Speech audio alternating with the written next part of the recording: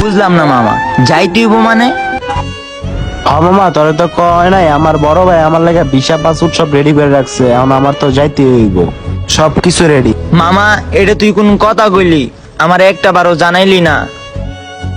মামা বাদ দে, এত ইমোশনাল হওয়ার দরকার নাই। সাইকেলটা নষ্ট হয়ে গেছে, গ্যারেজে ঠিক করতে দিয়াই, কিছু করার নাই। আচ্ছা মামা ঠিক আছে, সব বাদ দিলাম। এখন কথা হইতাছে কি, তুই যেদিন যাবি আমার একটা বার হইলো কইস, আমি তোর লগে একটু যামু। মামা তুই আমার ছোটবেলার বন্ধু, দুইজন এক লগে খাইছি দাইছি, তোরে বিদেশ না নিয়ে যেতে পারি, এয়ারপোর্ট পর্যন্ত হইলো লয়ে যাবো। আচ্ছা চল, সাইকেলটা লয়ে গ্যারেজে দিয়াই গা। হ্যাঁ মামা চল যাই।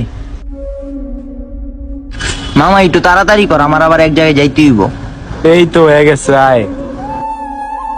দেখ বাংলা নষ্ট করার সময় পেল না। আচ্ছা মামা ল যাই।